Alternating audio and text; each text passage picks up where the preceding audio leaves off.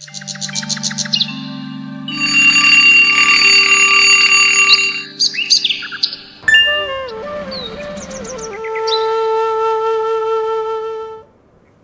Morning, मैं हूं दिव्या और आप देख रहे हैं पर्सनल फाइनेंस खबरों का बुलेटिन मनी मॉर्निंग।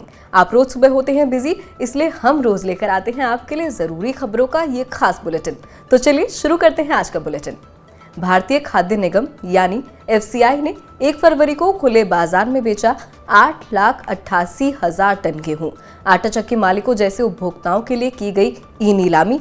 गेहूं की बिक्री को हो रही है 2,350 रुपए प्रति क्विंटल के आरक्षित मूल्य और भाड़ा शुल्क के साथ। नीलामी शुरू होने के बाद बाजार में गेहूं की कीमतों पर पड़ने लगा असर। दिल्ली में गेहूं का भाव करीब 100 रुपए टूटा।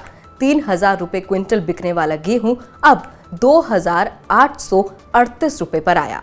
निपन इंडिया म्यूचुअल फंड ने एक नया फंड किया launch. Open ended maturity index fund करेगा गवर्नमेंट सिक्योरिटीज और स्टेट डेवलपमेंट लोन में निवेश।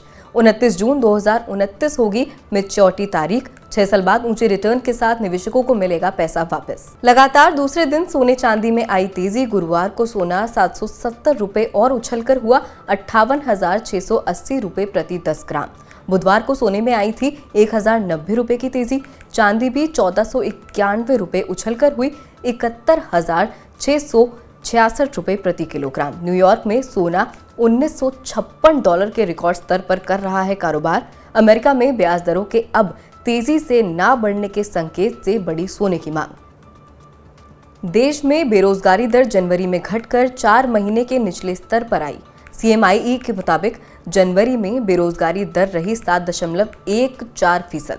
दिसंबर 2022 में बेरोजगारी की दर थी 8.30%। पिछले कुछ तिमाहियों में रोजगार की स्थिति में हुआ है सुधार। हर साल करीब 2 करोड़ नए वर्कर जुड़ने से लगातार बढ़ रहा है फासला। विदेश में पैसा भेजने और खर्च करना अब पड़ेगा महंगा। वित्त मंत्री निर्मला सीतारमण ने RBI के लिबरलाइज्ड रेमिटेंस स्कीम के तहत कलेक्ट टैक्स एंड सोर्स यानी कि TCS की दर को 5% से बढ़ाकर 20% करने का प्रस्ताव किया। नए नियम के लागू होने के बाद विदेश में घर खरीदना और विदेशी शेयर बाजार में पैसा लगाना होगा मुश्किल। परिवार या दोस्त को छोटी रकम भेजना भी पड़ेगा जेब पर भारी। रिलायंस रिटेल करेगी डिजिटल रुपए में लेन देन। रिलायंस रिटेल ने CBDC के लेन देन को सुचारू और सरल बनाने के लिए इनोवेटी टेक्नोलॉजीज, ICICI बैंक और कोटक महिंद्रा बैंक के साथ किया करार। जल्द देश भर में 17,000 रिलायंस रिटेल स्टोर्स पर स्वीकृत किया जाएगा डिजिटल रुपया। इससे CBDC के प्रसार में आएगी तेजी। बाजार नियामक सेबी ने रीट्स और इनविट्स को विदेशी निवेशकों को डिपॉजिटरी रसीद जारी करने की मंजूरी देने का रखा प्रस्ताव। इससे भारत के उभरते निवेश साधनों में विदेशी निवेशकों को भागीदारी का मौका मिलेगा। डिपॉजिटरी रसीद जारी करना विदेशी निवेशकों के लिए होगा फायदेमंद। इन रसीदों से भारतीय शेयर बाजार में सीधे कारोबार की जरूरत हो जाएगी खत्म। व्हाट्सएप ने दिसंबर महीने में बंद किए लाखों भारतीय अकाउंट्स। पॉलिसी उल्लंघन, यूजर्स की शिकायत और दूसरे अन्य कारणों से बंद किए गए हैं ये अकाउंट। दिसंबर में कंपनी ने भारत में किए 36,77,000 व्हाट्सएप अकाउंट बंद। ये अकाउंट्स कर रहे थे IT नियमों का उल्लंघन। अप्रैल के बाद 3,000 रुपए तक घट सकते हैं LED टीवी के दाम। ओपन सेल पर सीमा शुल्क में कटौती होने से मिलेगा फायदा। वित्त मंत्री निर्मला सीतारमण ने कल पुर्जों पर सीमा शुल्क 5 से घटाकर 2.5% करने का किया है ऐलान। टीवी कंपनियों ने ओपन सेल पर सीमा शुल्क में कटौती से टीवी के दाम 5% तक कम होने की जताई उम्मीद। उच्च वृद्धि की राहत पर लौटने को तैयार है भारत। 2027-28 तक भारत बन जाएगा दुनिया की तीसरी सबसे बड़ी अर्थव्यवस्था। जाने माने अर्थशास्त्री अरविंद पनगड़िया ने जताया भरोसा। उच्च वृद्धि को लेकर पनगड़िया का अनुमान कोविड महामारी के दौरान किए गए सुधारों पर है आधारित।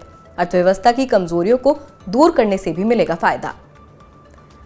दैनिक उपभोग की वस्तुओं यानी FMCG की खपत दिसंबर तिमाही में घटी। महंगाई की वजह से उपभोक्ता कर रहे हैं कम खर्च। इसकी वजह से FMCG सेक्टर की खपत पर पड़ रहा है असर। लगातार छठी तिमाही आई ग्रामीण बाजार में गिरावट।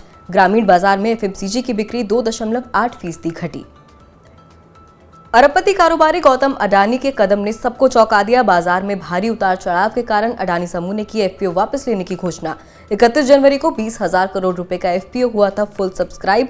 हिंडनबर्ग रिसर्च रिपोर्ट के बाद अडानी समूह की कंपनियों के शेयरों में आ चुकी है $90 अरब से अधिक की गिरावट। निवेशकों के हितों की रक्षा करने के लिए कंपनी ने उठाया कदम।